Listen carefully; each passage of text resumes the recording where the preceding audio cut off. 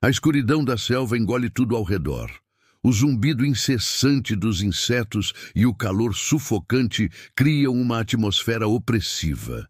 Em meio a essa paisagem hostil, uma figura solitária se move silenciosamente, como um fantasma de um passado há muito esquecido. Imagine lutar uma guerra que já acabou por quase 30 anos. Essa é a história inacreditável de Hiroo Onoda, o soldado japonês que se recusou a acreditar na rendição do Japão. O ano era 1944. O mundo estava em chamas, consumido pela mais devastadora guerra que a humanidade já havia testemunhado. O Império Japonês, outrora orgulhoso e implacável, começava a sentir o peso esmagador da derrota iminente. Foi nesse cenário de desespero e determinação que um jovem oficial de inteligência do Exército Imperial Japonês recebeu uma missão que mudaria para sempre o curso de sua vida. Hiroo Onoda, com seus olhos brilhantes de patriotismo e dever, foi convocado para uma tarefa crucial. Seu destino, a pequena ilha de Lubang, nas Filipinas.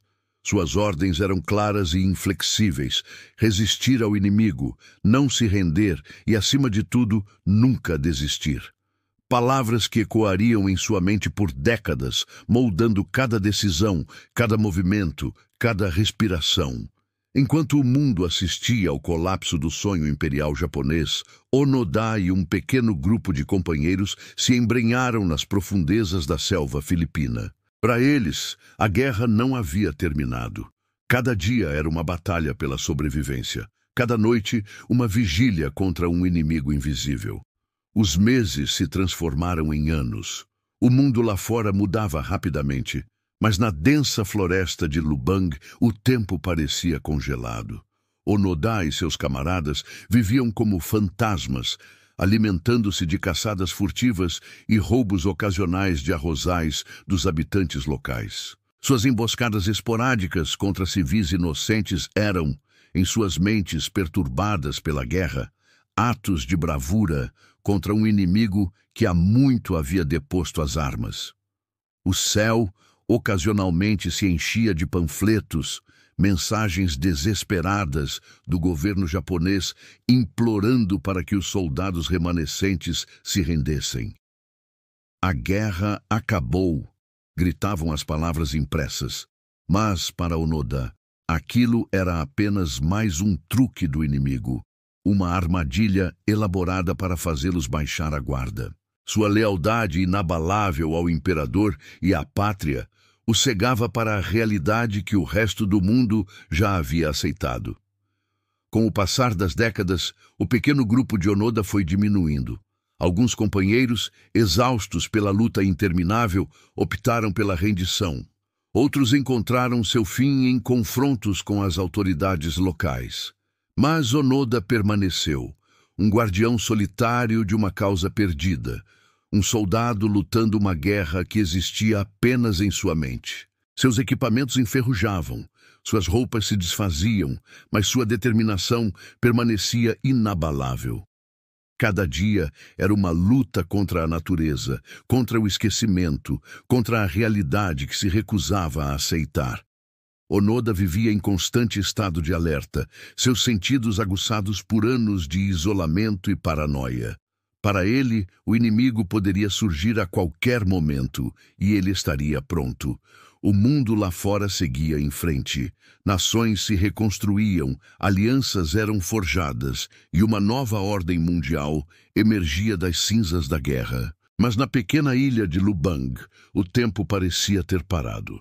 Onoda, agora um homem de meia idade, continuava sua vigília solitária, um anacronismo vivo, um eco de um conflito há muito encerrado.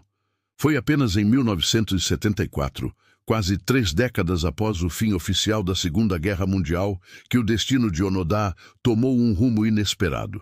Um jovem explorador japonês chamado Norio Suzuki, movido por uma mistura de curiosidade e compaixão, embarcou em uma jornada improvável. Seu objetivo: encontrar o lendário soldado que se recusava a se render. Contra todas as probabilidades, Suzuki conseguiu localizar Onoda na densa floresta de Lubang. O encontro foi surreal, um choque de realidades tão distintas que pareciam pertencer a universos diferentes. Suzuki, um jovem do mundo moderno, face a face com um homem que ainda vivia nos dias sombrios da guerra.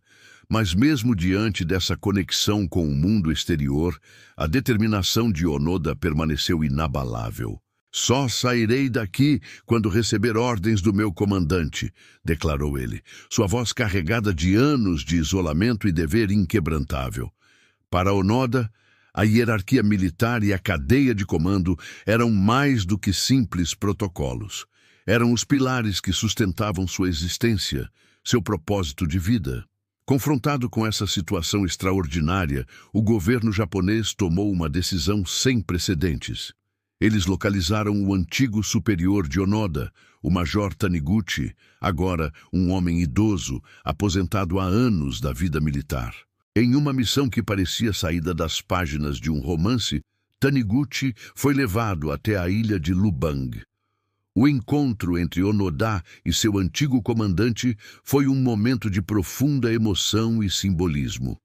Ali, na mesma selva que havia sido seu lar e prisão por quase 3 décadas, Onoda finalmente recebeu as ordens que esperara por tanto tempo.